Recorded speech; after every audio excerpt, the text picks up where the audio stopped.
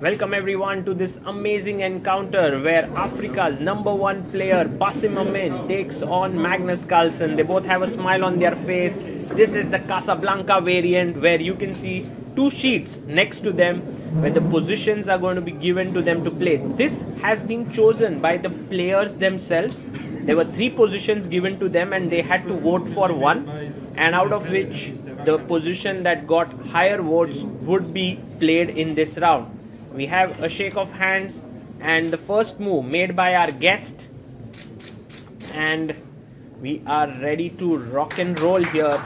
So the idea is that you will be given a famous game of chess which is played by in a world championship. Before you play a few moves, and the resulting opening position after, let's say, 10 or 12 moves is around equal with possibilities for both sides. And Magnus started off the tournament with a win over Xie, while Bassem lost to Hikaru Nakamura. So this is the second round. You can see them looking at the sheet, going through the moves. They don't need it on the board, you know. These players can play through in their mind. But now they make the moves. It is actually a Sicilian. Knight takes e6, knight to c3, d6, bishop e2. The knight comes out, castles, the bishop comes to e7, king h1. Black also castles, typical Sicilian Scandinavian position, but after takes, queen takes, there's this little move b6. It's not very common particularly, and bishop b7, and this is the position with white to play now. Bassem puts the page on the side, and we are on move number 12 now that has to be played. The players get 2 minutes to get used to the position. It is between Xie Jun with the white pieces and Alisa Galliamova. So even the women's world championship games are included. So this one was played between them. And now a very important moment. In fact, it's around equal, but you can see that black has an idea of pushing d5. So we have the shake of hands and the game is about to begin. The clocks have started. Bassem has to make his move. A good move would be queen d3, because after d5 you can push your pawn to e5 without having to worry about any forking ideas or bishop c5 business and so on. But also possible is rook a d1, which is a nice move. But a very tempting move, of course, is putting the bishop here, and that's exactly what Bassem does. He wants to stop the pawn from coming to d5. But has he done that? Magnus says not really, my friend. You haven't stopped it, because now with 3 pieces looking here, also bishop c5 coming in, it's not so simple. He takes. Now imagine if you had pushed the pawn here, then knight e4 followed by bishop c5 would have been pretty strong for black. That's the reason why he takes. And you can see Magnus taking his time here before deciding. He takes with the knight here. And white has to now take on d5. I don't see any other move as such. Taking seems to be the best option here, but Bassem is taking his time. He takes on d5. And Magnus takes back instantly. Here bishop takes d5. Again, you must take, otherwise you really, I mean, you should give black an isolated pawn. That's the least you can do here in this position, because otherwise so bishop takes d5. So bishop takes d5 has been taken, and now bishop c5 or bishop f6 would be a good move for Magnus, and intermezzo that can be played. He plays bishop f6. He could have also taken back here, which is a fine move. It's possible, but he prefers to attack the queen. In the other game, Hikaru versus Xie also continued to the same moment, but Hikaru had preferred to put his bishop here. So that was the difference. Now here queen goes back to d3. Magnus takes with the queen. Queen takes d5. And after queen takes d5, he takes back, e takes d5. So the b2 pawn is attacked, and d4 is also on the cards. So Bassem plays the move c3. We have a position which is roundabout even, but that could go wrong for any side. If the king was on g1, you know, you could have put it on f2. It would have been very nice to have it in the game. But with the king on h1, you also cannot really keep this nice cohesive position. So Bassem goes rook fe1. He wants to put his other rook on d1. And if he gets king g1, king f2, you can suddenly think about pressing a bit. I love Magnus's this move, rook c8. You know what he's planning, and pay very close attention to this. He wants to play d4, sack a pawn and get to the 7th rank. That's his idea. So g3 played here by Bassem, which is an interesting move. He could have also gone for rook ad1, but I think Magnus would have sacked the pawn with d4. So he first went g3. And now Magnus brings his king to f8. Again, a nice move defending the rook so that later on the rook can move to c2. Now Bassem brings his rook to d1.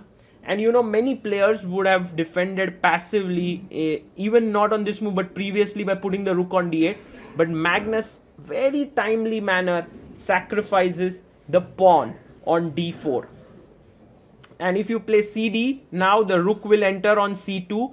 So that's why bishop takes d4, he takes the rook on e1, rook takes e1. You can see Magnus there trying to calculate a bit, bishop takes, pawn takes, and now rook coming into c2. So this is already very interesting moment, because now if Bassem goes passive with rook b1, you can already bring your king over and you would have a nice position. So very good decision by Bassem to push his pawn in the center of the board, d5. It's positions like these that you tend to lose against Magnus, who's very good at endgames. So Bassem goes d6. Now very careful, if you take another pawn, d7, rook e8 just wins. So he plays rook d2, and now the rook enters on the 7th rank. Pawn push to a5, saving that pawn, and now he puts his rook on d7. f5 is played. You could also play king e8, but then with a check, I think you would have to go back. If you go here, you would lose your f7 pawn. So for now, Magnus has pushed his pawn to f5. And Bassem, let's see what his move is going to be. He goes a4, saving his a2 pawn for the time being. The rook endgame is definitely interesting. It's equal, but if any mistake happens by either of the side, it can get interesting. Magnus pushes pawn to h5.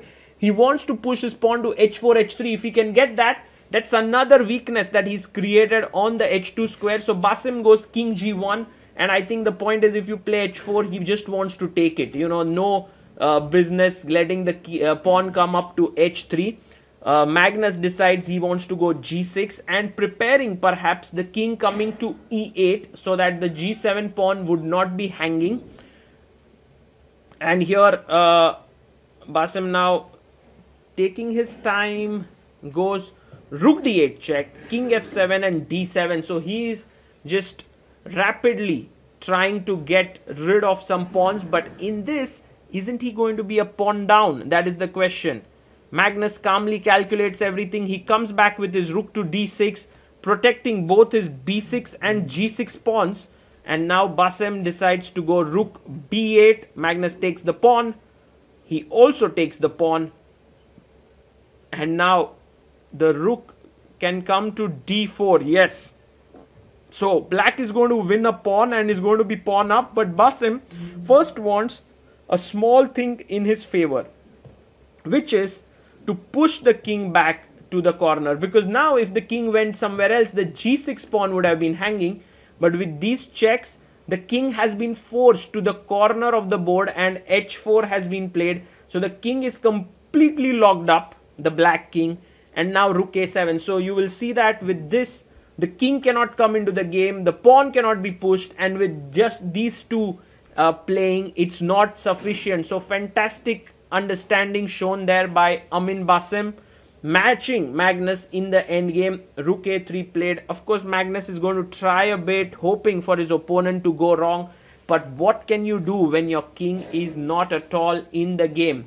So pushes the pawn to a4. Well, Bassem, only thing he must avoid to do is let the black king out. So just keep moving your king back and forth, and that should be good enough.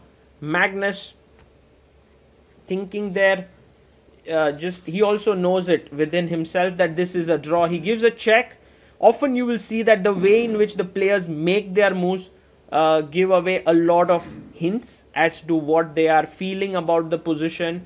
Here he pushes rook a2 check. The king has to move away. Maybe king g1. Yes, he goes back king g1, and now Magnus can push his pawn even further. He does it a3, waiting for what is Bassem's move.